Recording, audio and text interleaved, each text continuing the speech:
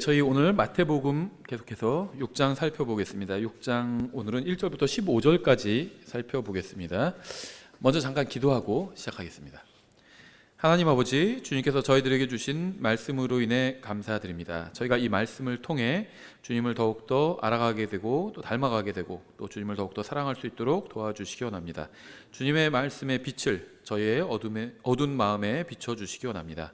예수님의 이름으로 기도드렸습니다. 아멘. 마태복음 계속해서 6장 이제 산상수훈이 이어지는데요. 분위기를 한번 보기 위해서 저희가 1절부터 5절까지 한번 쭉 읽어보겠습니다. 너희는 사람들에게 보이려고 그들 앞에서 구제하지 아니하도록 주의하라. 그렇지 않으면 하늘에 계신 너희 아버지께 너희가 보상을 받지 못하느니라. 그러므로 너는 구제할 때 위선자들이 사람들로부터 영광을 얻으려고 회당과 거리에서 하는 것처럼 내 앞에 나팔을 불지 말라.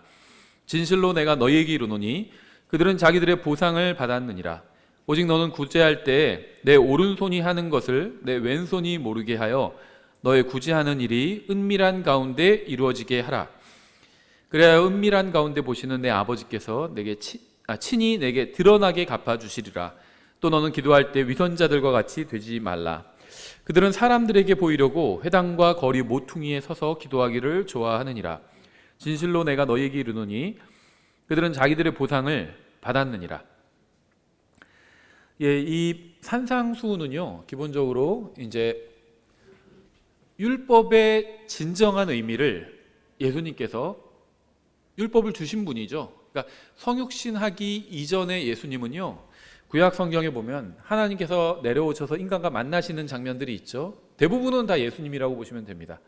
그러니까 다니엘의 세 친구들에게 나타나셔서 그 용광로에 떨어진 다니엘의 세 친구를 구해주셨죠. 그분도 예수님이에요. 다만 인간의 몸을 입고 오지 않으신 거죠. 영적인 몸을 입고 오신 겁니다. 그래서 다니엘의 그 용광로 속에서도 불에 타지 않으셨던 거죠. 인간의 몸을 입고 오신 건 2000년 전에 처음으로 그렇게 인간의 몸을 입고 오신 겁니다. 그 전에는 인간의 몸이 아니라 하나님의 아들의 모습으로 그렇게 그대로 오신 거죠. 그래서 성육신하기 이제 전에 예수님께서 율법을 주셨죠, 이스라엘 백성에게. 그래서 이 산상수훈은요, 율법의 저자이신 예수님께서 이제 율법을 저자 직강으로 해석해 주시는 것이라고 보시면 됩니다. 일반적으로 기독교에서는 이 산상수훈을 교리로 적용하려고 그러죠. 이 신약 시대에. 그럼 굉장히 큰 오류를 낳게 되고요.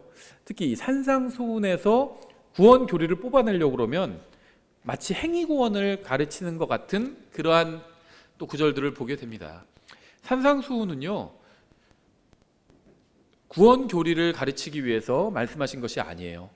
이거는 율법의 그 정신, 그것을 설명해 주는 겁니다. 일반적으로 국가의 법을 국회에서 만들잖아요. 그렇죠? 행정부나 사법부는 이제 그 법을 집행하는 거죠. 국회에서 이제 법을 만드는데요. 우리나라 같은 경우 이제 제1대 국회에서 법을 만들었겠죠. 그리고 다음 국회들은 이제 그 법을 수정하고 첨가하고 이런 식으로 했겠죠.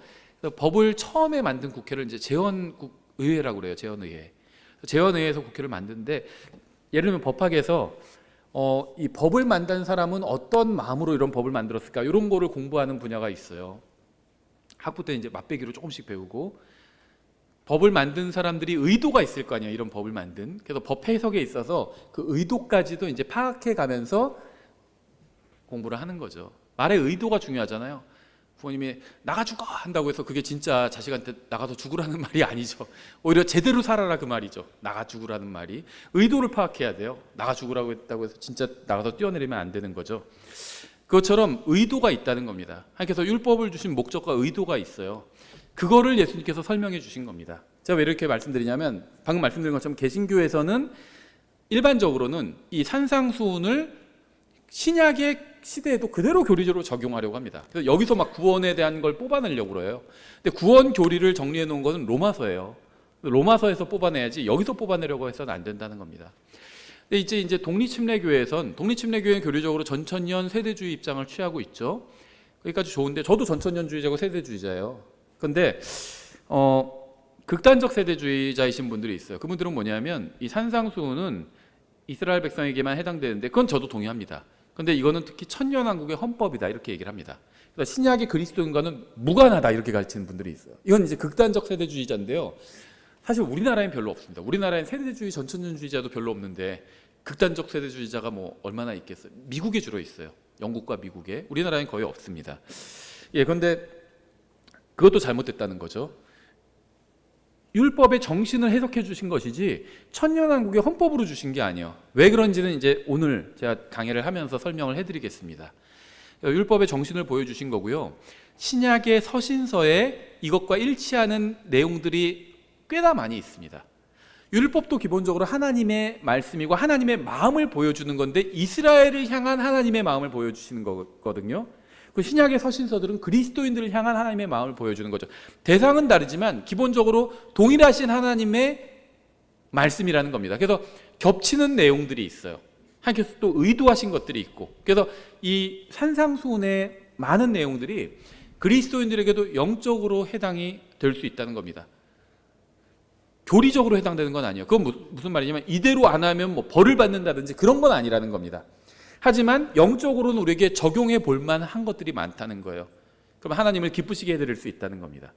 예, 그래서 그 설명을 하면서 제가 좀 더 우리가 그 강의를 하면서 제가 좀 더 설명을 하겠습니다. 그래서 5장도 이제 그런 관점으로 살펴봤고요. 6장도 한번 이제 그런 관점으로 살펴보도록 하겠습니다. 1절부터 5절까지 읽으면서 이제 6장의 분위기를 좀 봤는데요. 이 앞부분에서 가장 중요한 단어가 뭘까요? 1절과 5절에 나온 사람들에게 보이려고라는 표현입니다. 이게 이제 종교예요. 저희 교회 뭐 사람들한테 그렇게 보여줄 것도 없죠. 막 무슨 대성당 이런 데 가면은 막 종교적인 그 위압감에 종교적인 분위기에 막 압도되잖아요. 근데 우리는 그런 거 없죠. 여기 교회 제대로 왔나 막 이런 생각이 들 거예요. 여기 오면은 사람들에게 보여주기 위해서 한 거는 없습니다. 별로 그냥 예배를 편하게 가능하면 드리려고 이렇게 만든 거지, 예배당을. 사람들에게 보이려고 이런 표현을 쓰셨습니다. 이게 핵심적인 단어예요. 사람들 앞에서 기도하는 것은 잘못된 게 아닙니다. 저희도 대표 기도하시죠.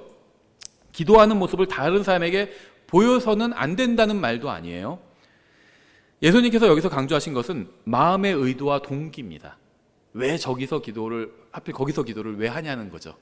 다른 사람한테 보이려고 그렇게 한다는 거예요. 오직 사람들에게 영적으로 보이려는 목적으로 기도를 하거나 구제하지는 말라는 겁니다. 기도와 구제는 다 훌륭한 겁니다. 영적으로 보이기 위해서 그렇게 하지는 말라는 겁니다. 자신에게 영광을 돌리기 위해서 기도하거나 구제하지 말라는 거죠. 1절부터 다시 한번 이제 그 15절까지 간략하게 한 절씩 살펴보겠습니다. 너희는 사람들에게 보이려고, 이게 핵심 구입니다. 그들 앞에서 구제하지 아니하도록 주의하라. 그렇지 않으면 하늘에 계신 너희 아버지께 너희가 보상을 받지 못하느니라. 사람들에게서 영광을 받는 것은 불가능한 일이 아닙니다. 사람들에게 영적으로 보이고자 한다면 충분히 그 목적을 달성할 수 있을 거예요. 그래서 일단은 의복을 통해서 그렇게 하죠. 막 긴 가운을 입는다든지 그런 거를 입는 이유가 영적으로 보이기 위해서예요. 영적으로 보이는 기도를 하거나 구제를 하면 사람들에게 칭찬을 듣고 영광을 받게 됩니다. 막 기도도 말을 막 멋있게 하면서 막 하는 분들 있죠. 그러면 하나님께는 건데 사람들에게 칭찬을 받으면 하나님께는 아무 보상도 받지 못하게 되는 겁니다. 2절, 그러므로 너는 구제할 때 위선자들이 사람들로부터 영광을 얻으려고 회당과 거리에서 하는 것처럼 내 앞에 나팔을 불지 말라.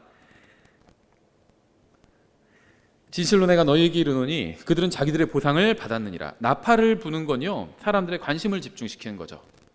딱 내가 오늘은 정말 100만 원짜리 수표로 딱 헌금할 거예요. 나팔을 뿌 부는 거예요. 다 집중하세요 뿌 하면서 딱 수표 보여주면서 딱, 그리고 목사님이랑 악수하면서 수표 이렇게 들고 사진도 찍고 어디서 뭐 상금 전달시킬 때 그렇게 하잖아요. 그러면서 뿌 나팔 불고 빵빠바바방 빵빠레도 울리고 그렇게 하지 말라는 겁니다. 그렇죠? 사람들의 이목을 집중시킨 후에 구제하지 말라는 거예요.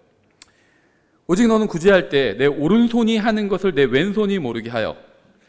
선한 일은 이렇게 해야 되는데 악한 일을 이렇게 하는 사람들이 있어요. 저 모르겠는데요? 제가 안 했는데요? 내가 했나? 내가 그랬나? 그랬으면 미안해. 뭐 이런 식으로 하고. 악한 일은 또 기가 막히게 이렇게 하죠. 선한 일을 그렇게 하라고 합니다. 선한 일을. 내 오른손이 하는 것을 내 왼손이 모르게 하여 너는 굳이 하는 일이 은밀한 가운데 이루어지게 하라. 그리하면 은밀한 가운데 보시는 내 아버지께서 친히 내게 드러나게 갚아주시리라. 그래서 이런 책 제목인지 설교 제목인지 잘 잊어버렸는데 이런 제목이 있었어요. 아무도 보지 않을 때 당신은 누구인가? 이런 제목이 있어요. 아무도 보는 사람이 없을 때 하는 행동이 진짜 행동이라는 거죠. 충분히 납득이 가죠. 3절과 4절은요 같은 내용의 반복입니다. 오른손이 하는 것을 왼손이 모르게 하는 것이 바로 은밀하게 행하는 거예요.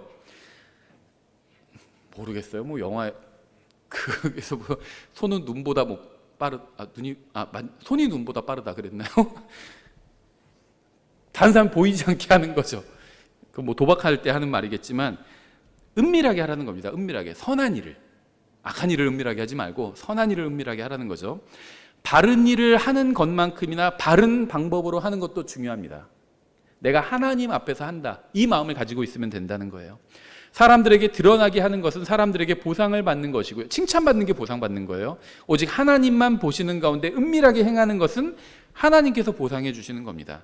보상을 받는 중요한 기준이 마음의 동기에 있다는 거예요. 어떤 동기로 하는지.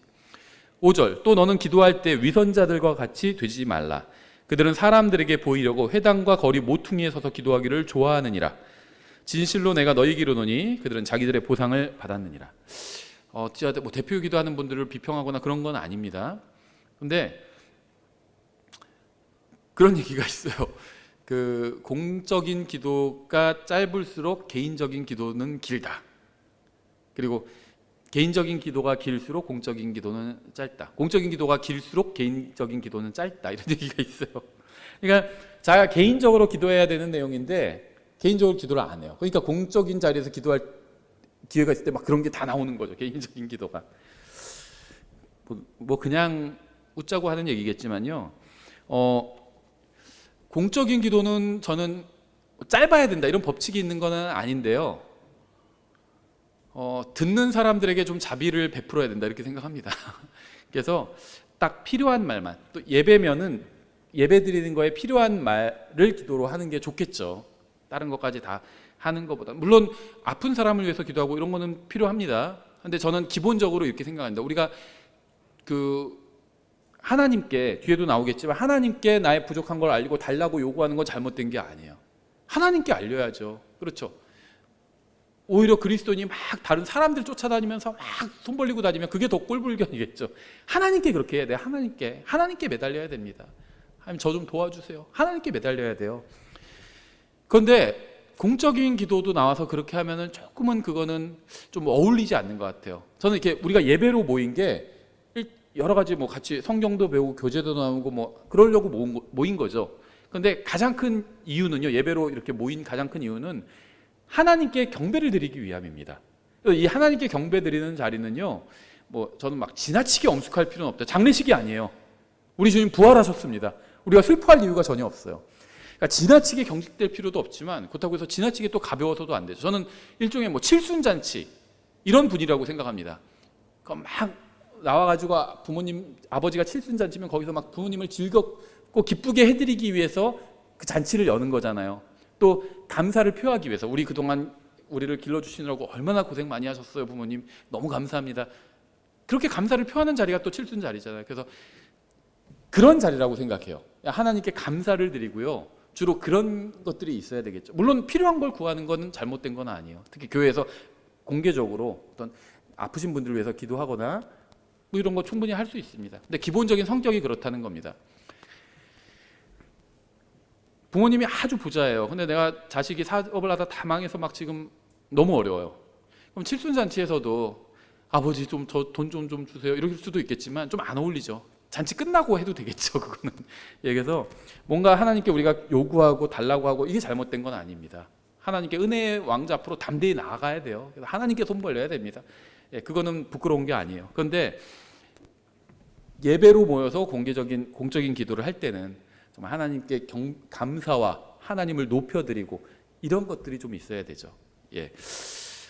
그래서 다른 사람 앞에서 기도하는 게 잘못된 건 아닙니다. 다만 개인 기도와 공적인 기도 중에 뭐가 더 길어야 되냐? 그럼 개인 기도가 긴 게 훨씬 압도적으로 좋습니다. 공적인 기도는 간략하고 전체를 대표해서 내가 하는 기도예요. 하나님과 내가 지금 1대1로 교제하는 자리는 아니라는 겁니다. 이 공적인 기도가. 예, 이 위선이라는 말의 의미는요, 자신이 아닌 누군가의 가면을 썼다는 겁니다. 연기하고 있다는 거예요. 그게 위선입니다. 회당과 거리 모퉁이에서 서서 기도하는 것은 잘못된 일이 아니지만 사람들에게 보이려고 그렇게 하는 것은 대단히 잘못된 거죠. 그런 기도로는 하나님과 교제를 나눌 수가 없습니다. 기도에 있어서 가장 중요한 것 중에 하나는 마음속에 품고 있는 동기예요. 사람들에게 보이기 위해서 하는 기도는 잘못된 것을 구하는 기도만큼이나 하나님께 올라가지 못합니다. 예수님의 이름으로 기도한다는 게요, 예수님께서 구할 만한 것을 구하지 않는 기도들은 다 커트하시겠다는 거예요. 그 기도가 올라가지 못해요. 이런 점에 있어서요, 오늘날 대부분의 기도는요, 이 지붕도 뚫고 가지 못해요. 다 커트당합니다. 안 올라가요. 그러니까 어떤 사람들은 사람들이 막 그렇게 전 세계에 있는 사람들이 막 다 기도하고 그러면, 옛날에 그런 영화도 있었죠. 막 전 세계에 있는 사람들이 다 기도한 게 막 이메일로 오고 막, 그래서 하나님 이메일이 막 가득 차 있고 막 몇십만 통이 밀려 있고, 그러지 않아요. 올라가질 않아요. 오히려 하나님 앞에 예수님의 이름으로 기도한다는 게 아무 기도나 막 하면 하나님께서 다 들어주시고 그런 게 아닙니다. 하나님이 뭐 우리한테 뭐 빚진 거 있어요?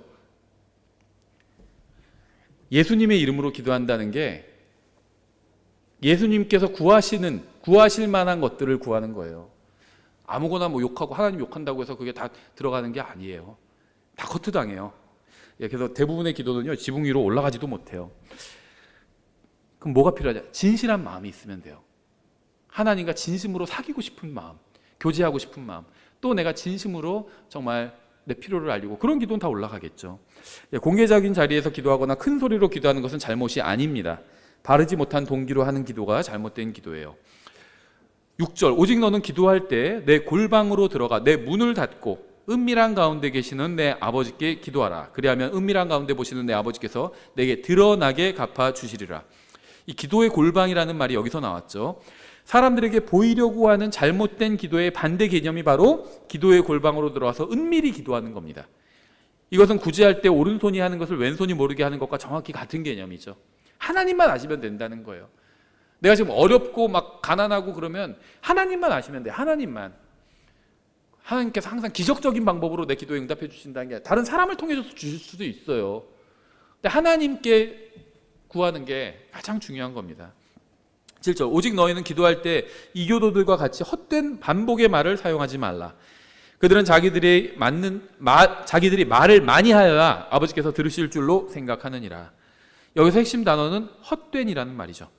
주님께서는 같은 말로, 반복된 말로 기도하지 말라고 하지 않으셨습니다. 반복된 말로 기도해도 돼요.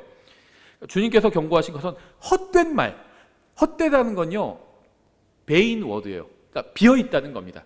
빈말로 하지 말라는 거예요. 빈말로. 우리가 빈말로 할 때 많죠. 빈말 할 때 많아요. 오늘 뭐 잘생겨 보이네. 빈말이에요. 다 진짜 잘생겼다는 말이에요. 미용실에 가면 그런 말 많이 하죠. 개성이 뚜렷해 보이세요. 이런 말은 못생겼다는 거죠. 개성은 무슨 개성이겠어요. 그러니까 헛된 말, 그냥 하는 말이에요. 그냥 하는 말. 그런 말에 너무 큰 의미를 두면 안 된다는 겁니다. 영어 인사 중에 그냥 지나가면서 친구끼리 What's up 하는 뭐 그런 인사 있죠. 그럼 거기다 대고 막 자세히 말할 필요 없어요. 그냥 한 말이에요. 그냥 한 말. 그냥 뭐 굿 해도 되고 남머치 하고 그냥 지나가도 돼요. 거기다 대고 막 진지하게 막 내가 진짜 지금 기분이 어떻고, 그러면 그 사람이 이상하게 보는 거죠. 빈말입니다. 그냥 빈말. 근데 그런 말로는 기도하지 말라는 거예요. 하나님께는. 말을 반복하는 거는, 똑같은 말을 반복해서 기도하는 건 전혀 문제가 없어요. 저희 아이들도 아빠 보고 싶어요, 사랑해요 이렇게 전화할 때 있거든요. 똑같은 말 해요. 근데 괜찮습니다. 마음이 담겨 있잖아요. 그럼 괜찮은 거예요. 아빠 보고 싶어요. 특히 이제 막내가 엄마한테 전화해달라고 해서 그런 말 하거든요. 아빠 보고 싶어요. 그래요. 그러면 그런 말은 똑같은 말을 해도 좋은 말이에요. 그렇죠. 진심이 담긴 말이니까. 예를 들면요, 아이를 잃어버렸어요. 그러면 부모가 어떻게 할까요? 막 전화 여기저기 해보고 찾고 마음속으로 막 또 그리스도인 부모면 기도하겠죠. 하나님, 지금 우리 아이가 없어졌는데 찾을 수 있게 해주세요. 7시간 동안 못 찾았어요. 마음속으로는 똑같은 말 계속 반복할 겁니다. 하나님 제발 우리 애 찾게 해주세요. 하나님 제발 우리 애 찾게 해주세요. 근데 똑같은 말을 7시간 동안 수백 번 반복해도요, 그 한마디 한마디가 다 진심이겠죠. 헛된 반복을 안 하겠죠. 하나님 제발 우리 애 찾게 해주세요. 그렇게 기도한다면 다 진심이에요. 모든 말이 똑같이 반복을 해도. 그러니까 잃어버린 아이를 찾는 부모의 기도는 같은 말을 수백 번, 수천 번 반복할지라도 헛된 반복이 하나도 없어요. 다 진심입니다. 그러니까 되풀이되는 말이라 해도 간절한 마음이 담겨 있기 때문이에요. 우리 아버지 구원받게 해주세요. 구원받게 해주세요. 우리 아버지 구원받게. 똑같은 말로 해도요, 진심이잖아요. 그건 괜찮다는 겁니다. 하나님께서 원하시는 건 그거예요. 무슨 말을 하느냐, 무슨 다연어, 무슨 어휘를 사용하느냐, 이거 중요하지 않아요. 하나님과의 개인 기도에 있어서는 진심이 담겨 있으면 됩니다. 진심이. 의미 없는 말을 반복해서 기도하는 것은 이교도들이 주문을 외우는 것과 근본적으로 다르지 않아요. 하나님께는 그런 거 안 통합니다. 하나님 무슨 진의가 아니에요. 주문 외운다고 해서 들어주시는 분이 아닙니다. 그래서 주님께서는 그런 헛된 반복을 금지하신 겁니다. 그런 기도 듣지 않으시겠다는 거예요. 마음이 없이 그냥 막 말로만 술술술 나오는 그런 말은 필요 없다는 겁니다. 기도는 하나님과 교제를 나누는 거예요. 이게 기도의 가장 기본적인 어떤 개념이죠. 하나님께서는 마음에도 없는 빈말을 하는 대화는 원하지 않으십니다. 남자분들 아마 이해가 되실 거예요. 예를 들면 어디 뭐 소개로 만났거나 뭐 선으로 만났는데 정말 마음에 안 들어요. 그냥 빨리 대충 얘기하고 빨리 집에 가고 싶어요. 그럼 그냥 형식적인 말만 하겠죠. 그렇다고 해서 이제 주선자 면을 세워줘야 되니까 뭐 아무 말이나 할 수는 없고, 얘기를 안 하고 있을 수는 없으니까 그냥 아무 말이나 해요. 형식적인 말들. 그거는 교제가 아니죠. 관심이 있으면 정말 진심에서 어떤 말들이 나오잖아요. 이교도들은 헛된 신을 섬기고 있죠. 아무것도 없는 신을 섬기고 있어요. 그렇죠. 헛된 신, 가짜 신을 섬기고 있어요. 죽은 신을 섬기고 있습니다. 이교도들 중에는요, 죽은 신에게 진실한 마음으로 기도하는 사람들도 있어요. 돌덩이, 신이 아닌데 거기다 놓고 막 비나이다 비나하면서 진심으로 기도하는 사람들도 있잖아요. 그렇죠. 헛수고죠. 근데 불행하게도 기독교인들 중에는요, 살아계신 하나님께 기도하는데 빈말로 헛된 기도를, 죽은 기도를 하는 사람들이 있어요. 죽은 신에게 살아있는 진실한 마음으로 기도하는 사람들도 있고요. 이교도들 중에 살아계신 하나님께 기도하는데 죽은 기도를 하는 사람들도 있다는 거예요. 헛된 기도. 주님의 말씀대로 살 마음도 전혀 없어요. 주님의 말씀 듣고 싶지도 않아요. 주님께 뭐 내드리는 것도 아까워 죽겠어요. 그런데도 말로는 주님 사랑합니다 뭐 하면서 주님 재림 기다립니다. 내 주식이 오리길 기다리지 주님 오시는 거 기다리지도 않는데 말로는 그렇게.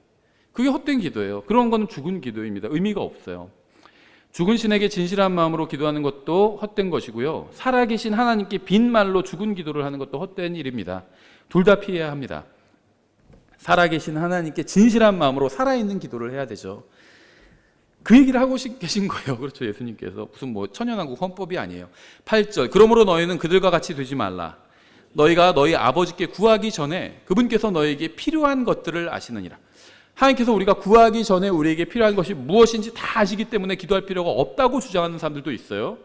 이런 사람들은요, 기도의 목적이 무엇인지 전혀 이해하지 못하기 때문에 이러한 주장을 하는 겁니다. 기도의 목적은요, 진실한 마음으로 하나님 아버지와 교제를 나누는 거예요. 진실한 마음으로 기도한다면 수백 번 같은 말을 하건 공개된 장소에서 하건 그건 중요하지 않아요. 그러니까 하나님께서 관심을 갖고 보시는 것은 우리가 진실한 마음을 갖고 있는지 여부입니다.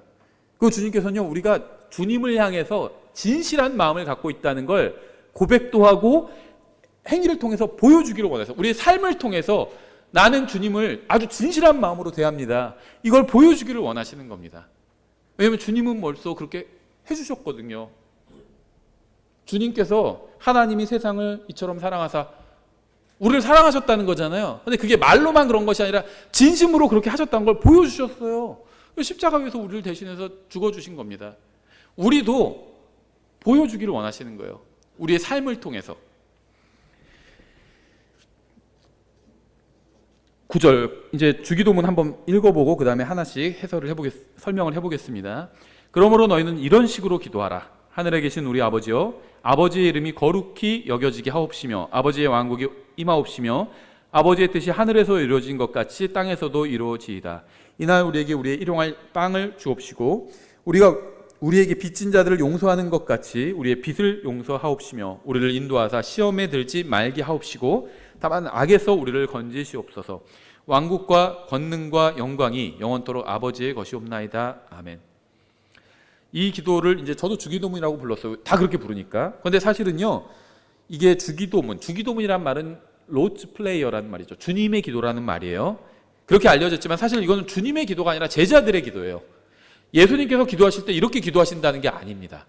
제자들에게 이런 식으로 기도해라 하고 본을 보여주신 거예요. 그래서 제자들의 기도입니다. 정확히 얘기하자면. 근데 이제 다 주기도라고 하니까 그냥 저희도 주기도라고 부르긴 하겠습니다. 근데 사실은 주기도는 잘못된 제목이라는 거예요. 제자들의 기도라는 겁니다. 제자들의 기도. 예수님은 이렇게 기도하실 필요가 없어요. 이러한 기도는요, 제자들이 해야 하는 기도예요. 주님께서는 제자들이 하나님과 교제를 나눌 때 어떤 식으로 이제 기도를 해야 하는지 알려주시기 위해서 이상적인 기도의 본을 보여주신 겁니다. 이걸 외우라는 게 아니에요. 외워서 똑같이 얘기하라는 게 아닙니다. 본을 이상적인 기도는 이런 기도라는 거예요. 주님께서 제자들에게 알려주신 기도는 열왕기상 8장에 나오는 것과 굉장히 비슷합니다. 솔로몬이 이제 제정신일 때 한 기도가 있죠. 주님께서 알려주신 기도의 내용은 주위에서 살펴봐야 되는데요. 이제 하늘에 계신 우리 아버지여 이렇게 부르고 있죠.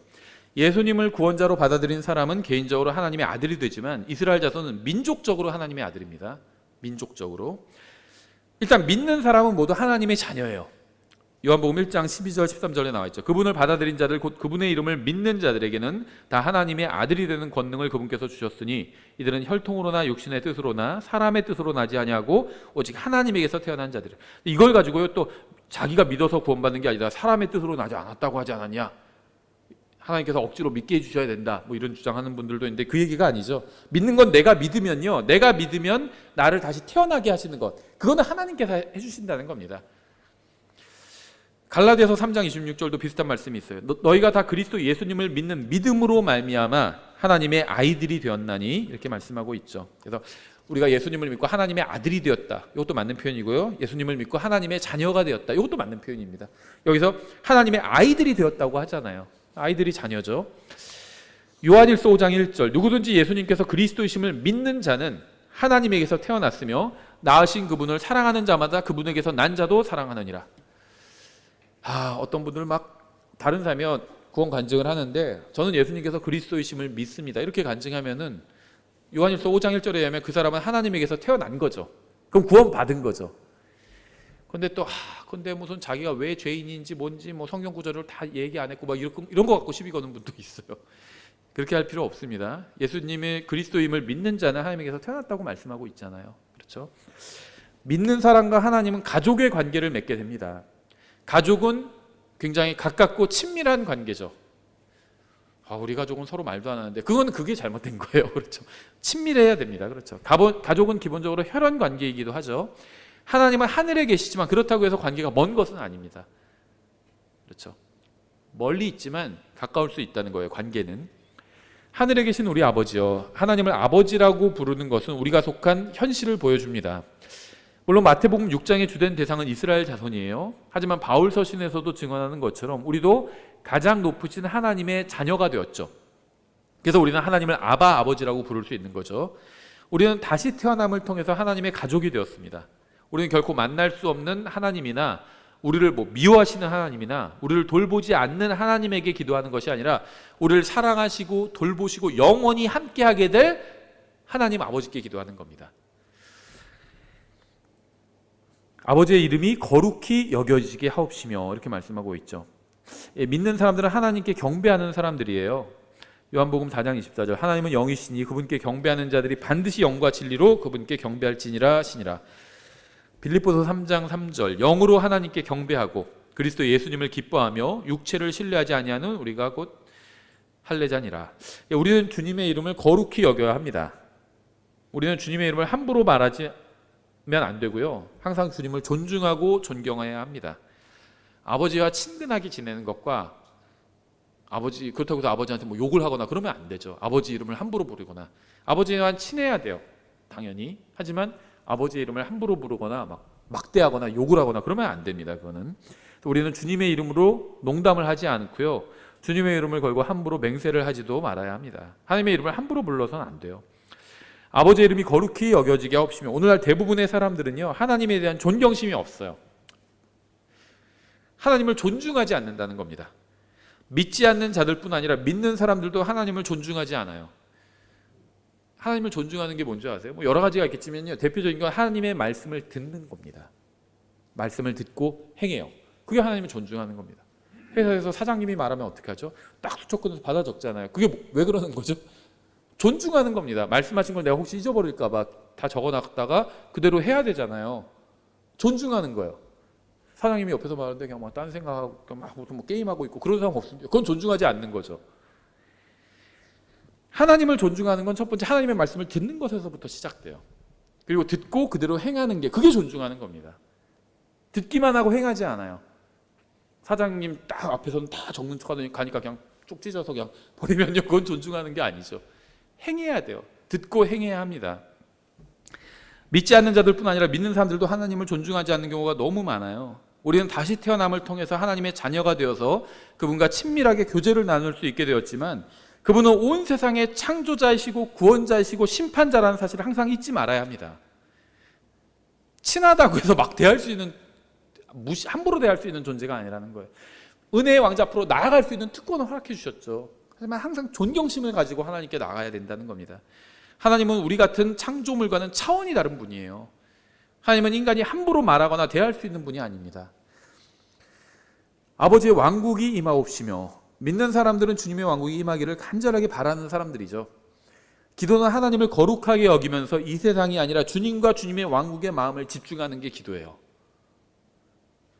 주님께서 빨리 오셨으면 좋겠다. 주님께서 왕국을 세우셨으면 좋겠다. 이런 마음으로 기도해야 된다는 겁니다. 그러면 기도에 많은 내용이 또 걸러지겠죠. 누가복음 12장 32절에 이렇게 되어 있어요. 적은 약물이여 두려워하지 말라. 너희 아버지께서 그 왕국을 너희에게 주시는 것을 참으로 기뻐하시느니라. 누가복음 22장 29절 30절. 내 아버지께서 내게 맡기신 것 같이 나도 너희에게 한 왕국을 맡기어 너희가 내 왕국에서 내 상에서 먹고 마시게 하며 또 왕좌에 앉아 이스라엘 12지파를 재판하게 하리라 하시니라.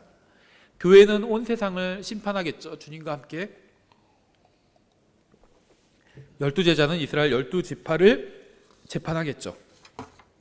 아버지의 왕국이 임하옵시며, 만일 산상수훈이 이제 극단적 세대주의자들이 주장하는 것처럼 천년왕국의 헌법이고 교회 시대에는 적용될 수 없다면 그럼 이상하잖아요. 이미 주님의 왕국이 지금 천년왕국의 헌법이면 천년왕국에서 아버지의 왕국이 임하옵시며 기도가 이상하잖아요. 그렇죠?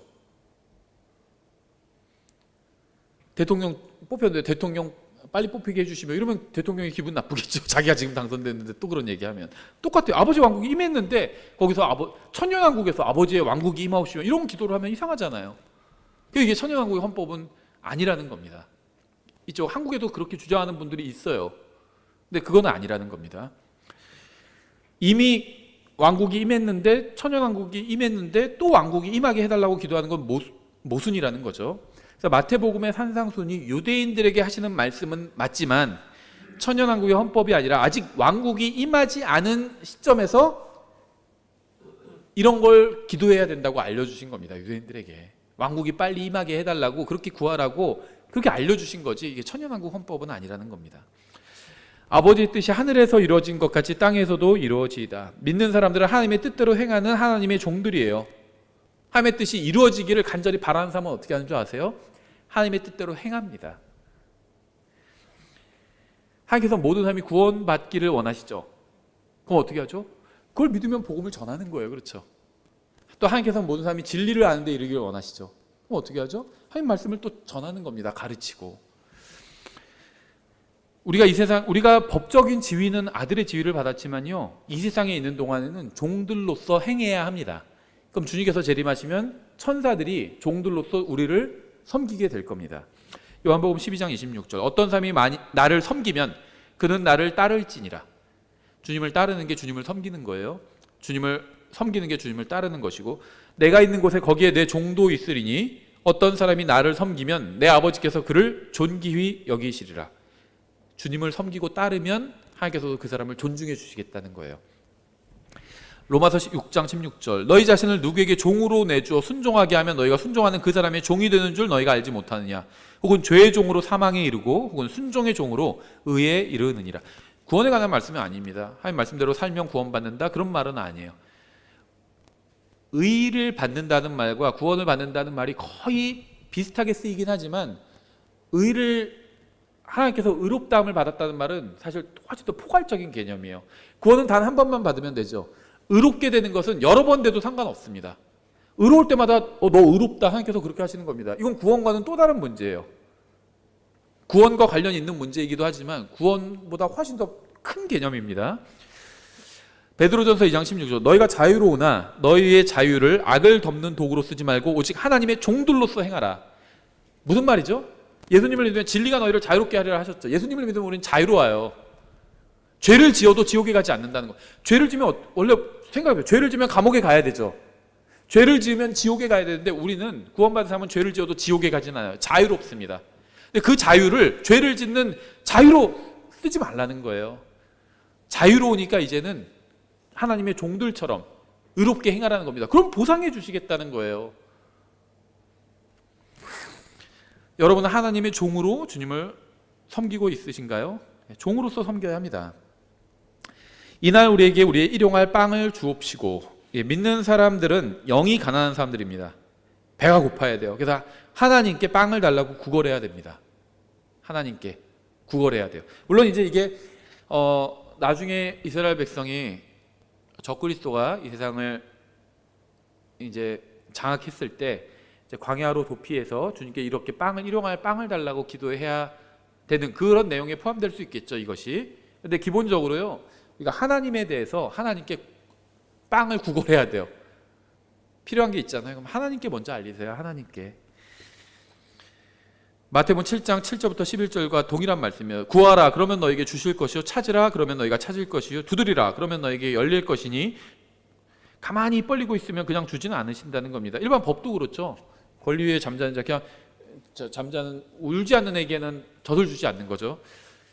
찾으라는 거예요. 그렇게 구하는 자마다 받고 찾는 자가 찾으며 두드리는 자에게 열릴 것이니라. 너희 중에 누가 자기 아들이 빵을 구하면 그에게 돌을 주겠느냐, 혹은 그가 생선을 구하면 그에게 뱀을 주겠느냐. 그런즉 너희가 악할지라도 너희 자녀들에게 좋은 선물들을 줄 알거든. 하물며 하늘에 계신 너희 아버지께서 자기에게 구하는 자들에게 좋은 것을 얼마나 더 많이 주시겠느냐. 이런 믿음이 있어야 되겠죠. 하나님께서 나에게 좋은 것을 주시는구나. 요한복음 14장 13절 너희가 내 이름으로 무엇을 구하든지 내가 그것을 행하리니 이것은 아버지께서 아들 안에서 영광을 받게 하려 함이라. 너희가 내 이름으로 무엇이든지 구하면 내가 그것을 행하리라. 이날 우리에게 일용할 빵을 주옵시고 이렇게 기도하라고 말씀하셨는데요. 우리가 누리는 모든 것은 다 주님께서 주신 것입니다. 주님께서 허락하지 않으시면 우리는 아무것도 누릴 수가 없어요. 우리나라 같은 나라에 사는 대부분의 사람들은요, 이 말씀을 머리로는 이해하지만 매일 먹을 것을 구할 필요가 없기 때문에 잘 와닿지 않을 수도 있어요. 집에는 상당 기간 먹을 식량이 있어요. 그렇죠. 매일 양식을 구하지 않아도 있어요.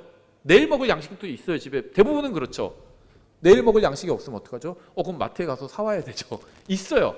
쌀도 다 며칠 먹을 쌀은 적어도 있습니다. 그렇죠. 그러니까 이제 우리나라 사람들한테는 이게 와닿지가 않아요, 잘. 그런데 물론 우리나라에도 이제 하루 벌어 먹고 하루 벌어 먹는 사람들이 적지 않는 것도 사실이지만 이제 그런 사람들에게 이 말씀이 좀 더 사실적으로 다가오겠죠. 정말 오늘 먹고 나면 없어요. 돈도 없어요. 그런 사람들한테 이게 좀 더 다가오겠죠. 사람들이 하나님을 잊은 이유는요, 필요성을 못 느끼기 때문이에요. 빵을 안 구해도 집에 있는데? 몇 년치가 있는데? 은행에 잔고해도 보니까 뭐 죽을 때까지 쓸 돈이 있는데? 이런 사람은 이제 하나님을 안 찾게 되는 겁니다. 그렇죠. 찾는 사람이 있어요. 그런 가운데서도. 근데 안 찾는 사람이 더 많아요. 그러니까 대부분의 우리나라 사람들은 하나님 없이도 잘 먹고 잘 살 수 있다고 생각을 합니다. 그러니까 하나님 없이도 돈을 잘 벌 수 있고 필요한 것을 구할 수 있다고 생각하기 때문에 하나님을 찾지 않는 거예요. 소유한 것이 많은 것이 축복일 수 있어요. 그렇죠. 저주는 아니죠. 돈 많은 게 저주는 아니에요. 그렇죠. 그게 저주면 그런 저주 좀 받아보고 싶겠죠, 다. 돈이 많은 건 축복이에요.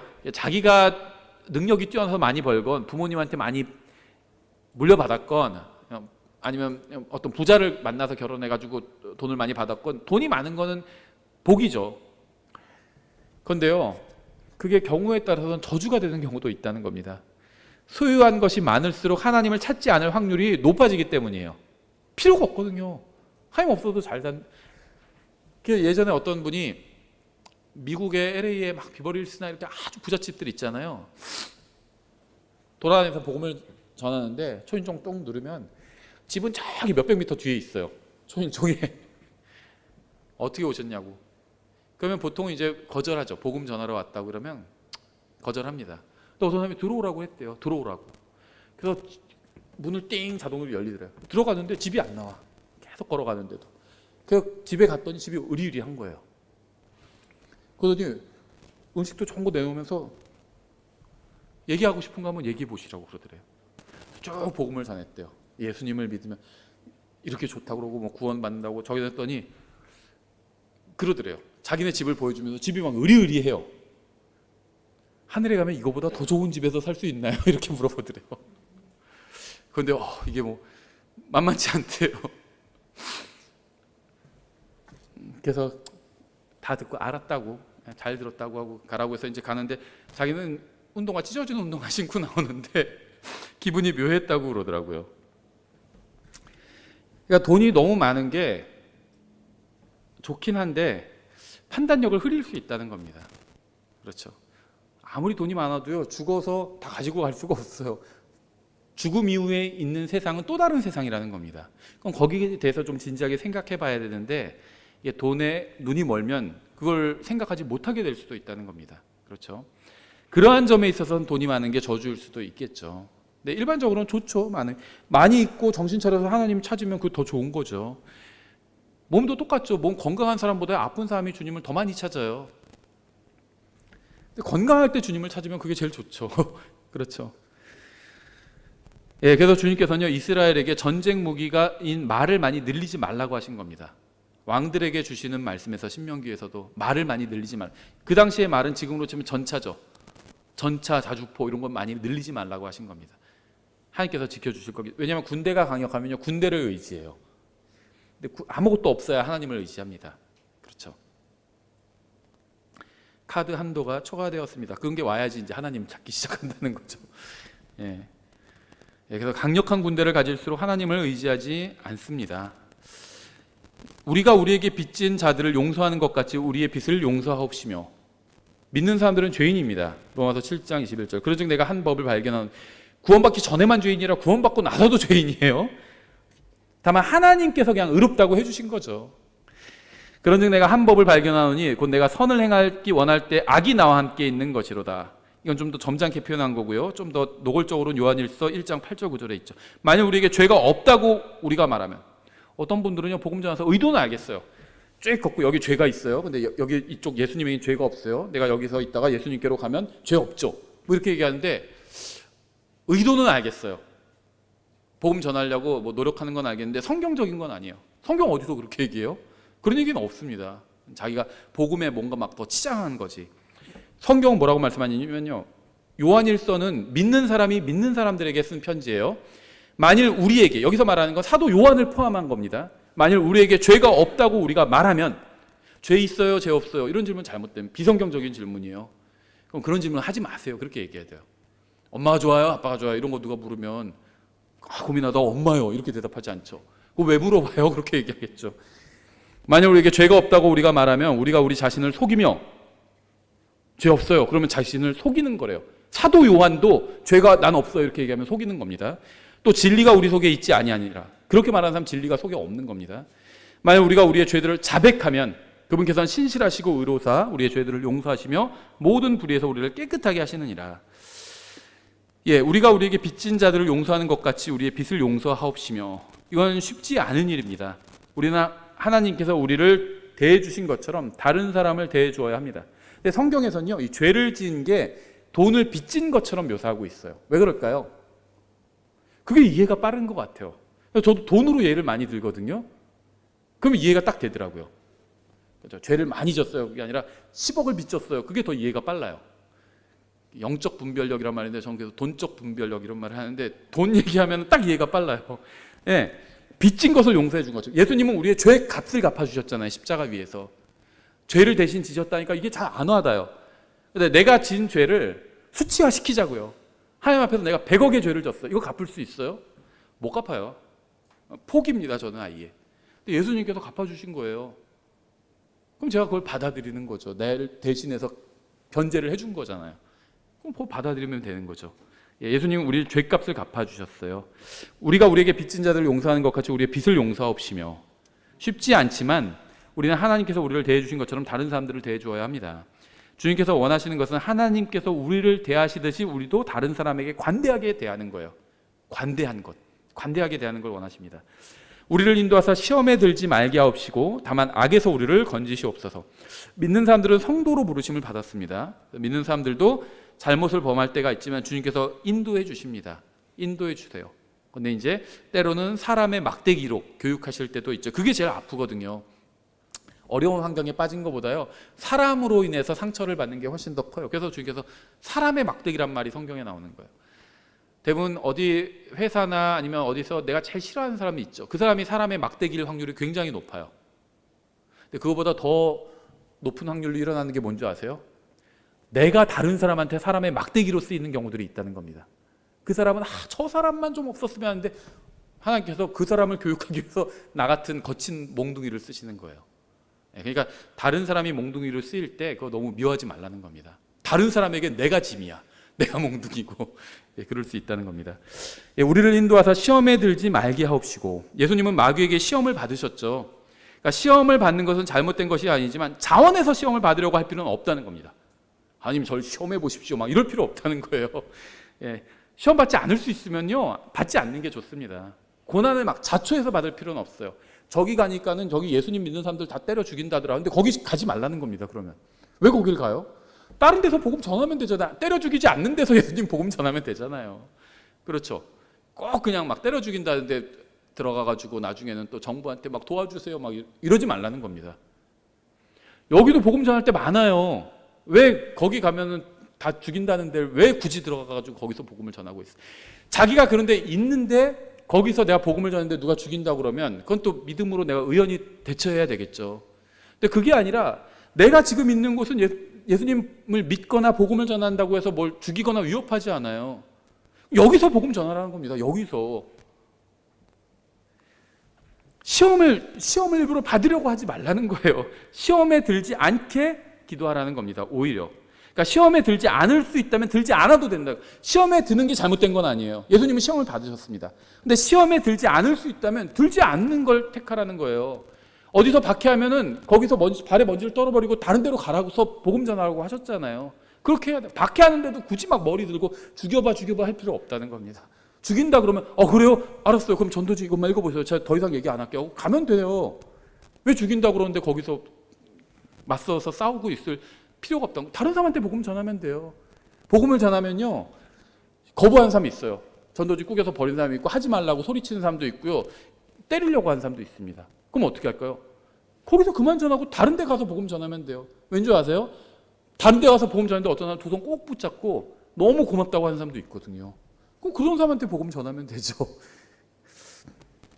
주님과 교제를 나눈 것과 마귀에게 시험을 받는 것 중에 하나를 선택하라고 하면 마귀에게 시험을 받는 것이 아니라 주님과 교제를 나눈 것을 선택하는 것이 좋죠. 다만 악에서 우리를 건지시옵소서. 앞서 왕국이 임하게 해달라는 기도와 마찬가지로 악에서 우리를 건져달라는 기도도 천년왕국 헌법과는 어울리지 않는 기도죠. 주님께서 통치하시는 천년왕국인데 이게 천년왕국 헌법이라면 악에서 우리를 건지라는 기도가 할 필요가 없잖아요. 그렇죠? 그러니까 주님께서 이 산상수훈을 주시는 건요, 2000년 전에 이스라엘의 상황에서 주신 겁니다. 율법이 무엇을 의미하는지 해석해 주시면서 그들이 지금 뭘 기도해야 되는지를 알려주신 거지 천년왕국 헌법과는 관계가 없다는 거예요. 산상수훈은 율법을 해석해서 율법의 정신이 무엇인지 보여주는 것이지 신약의 그리스도인들에게도 영적으로 따라서 적용할 수 있다는 겁니다. 그래서 아까 말씀드린 것처럼 막 내가 잘못해서 막 부모님이 화가 나가서 나가 죽어 한다고 그랬어. 그럼 이제 옆에서 그걸 알려주는 거죠. 이건 진짜 네가 나가 죽으라는 것이 아니라 제대로 한번 살아보라는 거야. 이렇게 예수님께서 설명을 해주신 거예요. 그렇죠? 왕국과 권능과 영광이 영원토록 아버지의 것이옵나이다. 아멘. NIV를 비롯한 대부분의 변개된 영어 성경들에서는 이 부분이 없어요. 그러니까 개역 개정에서는 이 부분이 각주 처리되어 있어요. 각주가 되어 있습니다. 그래서 고대 사본에는 이 부분이 없다 이렇게 해놨는데요. 개역 성경이 말하는 고대 사본은요, 카톨릭 사본을 말하는 거예요. 이 부분이 없이 악에서 우리를 건져달라는 기도로 끝을 맺으면 많이 어색합니다. 그렇죠? 다만 악에서 우리를 건지시옵소서. 이렇게 기도가 끝나면 이상해요. 왕국과 권능과 영광이 영원토록 아버지 것이옵니다. 이게 있어야지 자연스럽죠. 마태복음 6장을 포함하고 있는 필사본은 신약성경 필사본이 대략 5,700개가 있어요. 그런데 이 마태복음 6장을 포함하고 있는 필사본은 500개 정도가 있어요.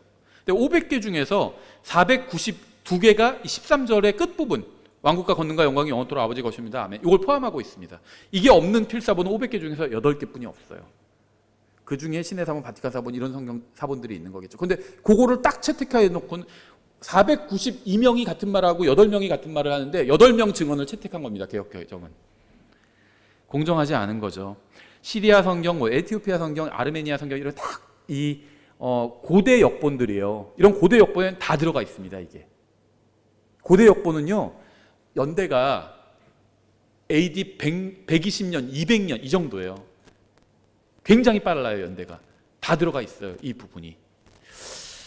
예, 그래서 그 개혁 성경처럼 이렇게 각주 처리를 하거나 NIV처럼 아예 이 부분을 빼버린 성경은 이건 정당하지 못한 거죠. 예, 14절 15절까지 보겠습니다. 너희가 사람들에게 그들의 범법을 용서하면 너희 하늘 아버지께서도 너희를 용서하시려니와 너희가 사람들에게 그들의 범법을 용서하지 아니하면 너희 아버지께서도 너희 범법을 용서하지 아니하시리라. 이게 신약의 구원 교리 아닙니다. 이 구원 상담하면요 이런 비슷한 구절을 계속 질문해요. 2시간 동안 질문한 분도 있어요. 그것도 정확히 인용하는 것도 아니고 한 80% 정도 인용하면서 얘기하면 그런 말도 있다던데 그럼 어떻게 되는 거예요? 계속 행위 구원 받아야 되잖아요. 내가 뭘 해야지 용서받을 수 있는 거 아닌가요? 계속 그런 얘기를 합니다. 근데 이 말씀은요 바울 서신에 나온 신약 교회 교리와 일치하지 않아요. 우리의 죄는 예수 그리스도를 구원자로 받아들이는 순간 용서받은 겁니다. 그리스도 밖에 있는 사람들은 용서받기 위해서 용서해야 돼요.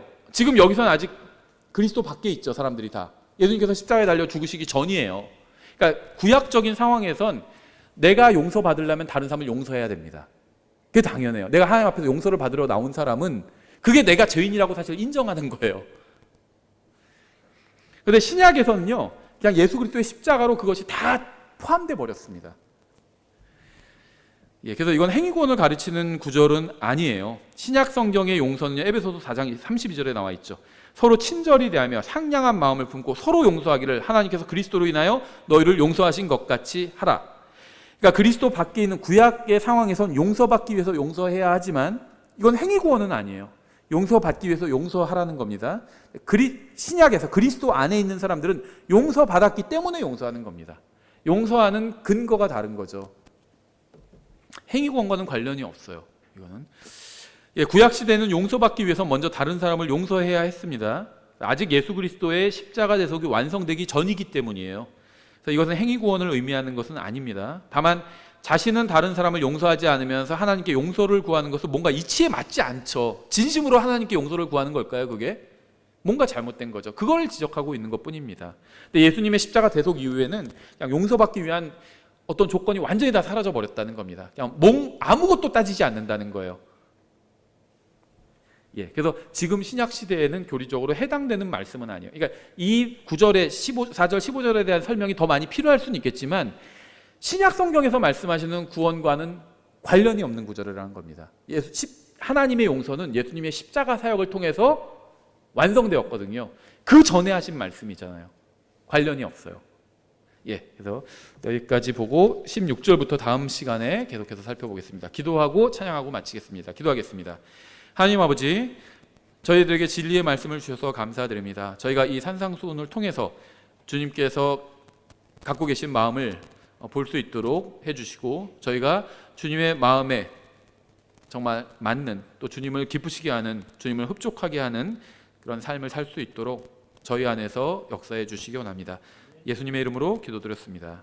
아멘.